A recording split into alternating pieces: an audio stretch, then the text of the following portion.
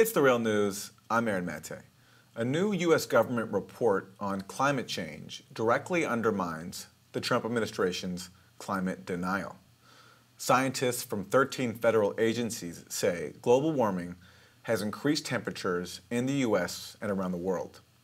The report has not been published, and there are fears the White House will censor it. And there is a new reason to be worried about climate censorship. The Guardian reports this week that the Department of Agriculture has banned several phrases, including climate change and climate change adaptation.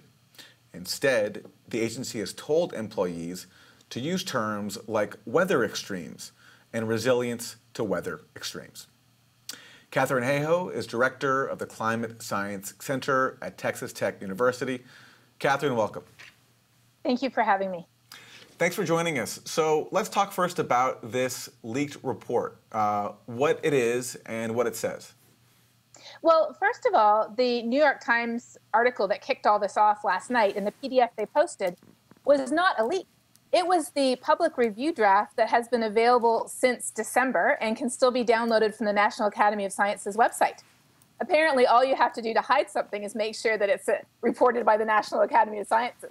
But since then, an updated draft, which is the fifth and final draft currently under review by the administration, has been posted. So that definitely was a leak. But people, if they're curious, can go to the third draft and read all they want. So what we got was what's new is that there's been a leak of something that was previously already available. Yes, that's right. And people are asking, what's the difference? What was the difference between the third and the fifth draft? The main difference was the fact that the National Academy of Sciences convened an entire committee of top experts from across the country with the sole purpose of reviewing this report.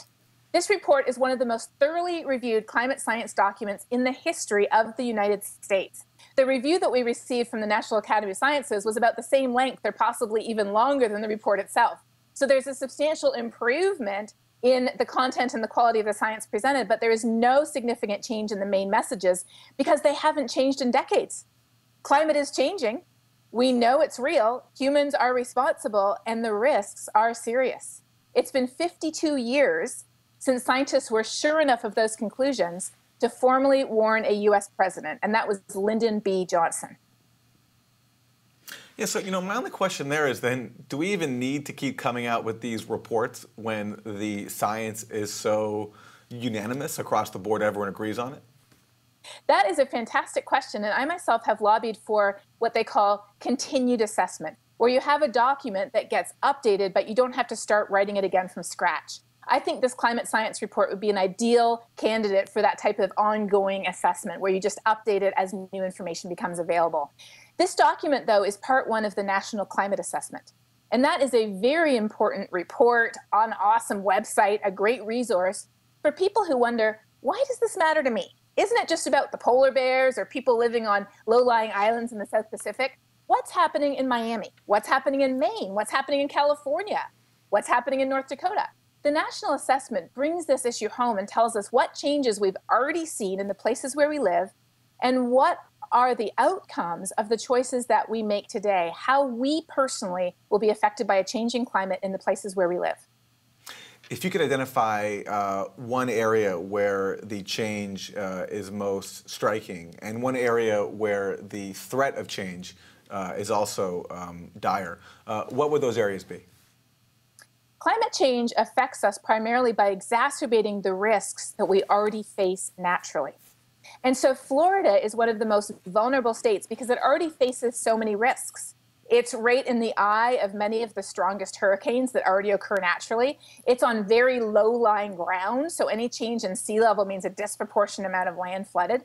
Florida is one of the key areas at risk, but so is Texas. If you look at the number of billion-dollar weather and climate disasters that cause that much damage in financial terms that have happened since 1980, the biggest number of those very expensive weather and climate disasters have happened in Texas.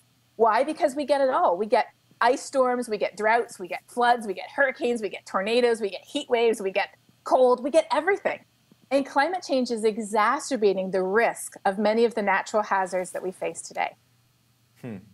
So let's talk a bit more about government censorship of climate change since Trump took office. I mentioned at the top this report from The Guardian that the Department of Agriculture has told staffers to not use the word climate change.